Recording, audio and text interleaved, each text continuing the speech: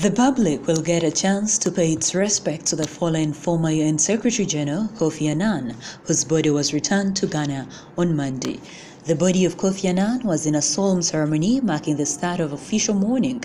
Annan, his wife, Annie Maria Annan, his children and senior officials from the world body accompanied the casket, which was draped in the blue UN flag as it arrived from Geneva. The career diplomat and Nobel Peace Laureate, the first UN leader from sub-Saharan Africa, died August 18th after a short illness at the age of 80. Ghana's President, Nana Akufo-Addo, who has praised Annan as one of the most illustrious persons of this generation, was among the dignitaries at the arrival ceremony. Others included traditional leaders, senior members of the clergy, the hierarchy of the Ghana Armed Forces, and politicians. His coffin was borne by 6 Ghanaian soldiers, and the lead post played. The UN standard was then removed and replaced with the red, yellow, and green flag of Ghana. Scores of world leaders, past and present, as well as royalty, are expected at Thursday's state funeral.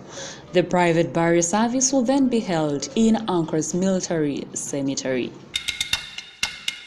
Moving on to Sudan, Sudanese President Omar al-Bashir swore in a new premier on Monday. This was after a reshuffle in which he reduced his cabinet from 31 to 21 in what analysts view as an attempt to ease economic tensions in the country. في مرحلة تكليف من الأخ رئيس الجمهورية في أن تتم مساعدته من قبلنا في مؤسسة رئاسة الجمهورية.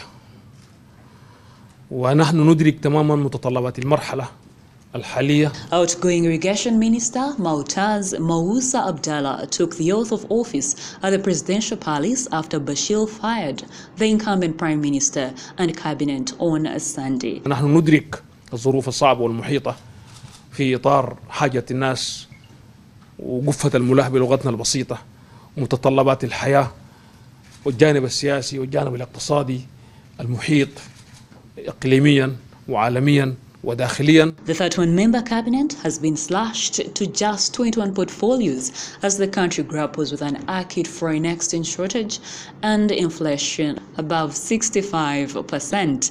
But there is resentment in Sudan that the United States has kept the country on its list of status sponsors of terrorism, despite ending 2 decades of sanctions in October last year. The long trade embargo severely undermined Sudan's economy, which got another blow when the oil-rich Southeast Sudan seceded in 2011.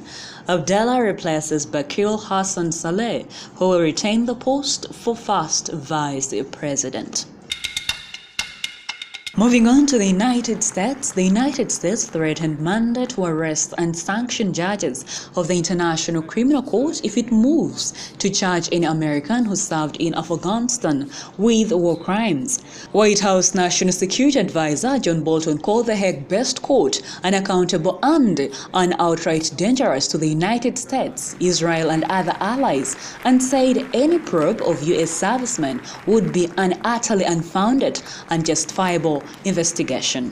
The United States will use any means necessary to protect our citizens and those of our allies from unjust prosecution by this illegitimate court. We will not cooperate with the ICC, we will provide no assistance to the ICC, and we certainly will not join the ICC. He said the U.S. was prepared to slap financial sanctions and criminal charges on officials of the court if they proceed against any Americans. We will ban its judges and prosecutors from entering the United States.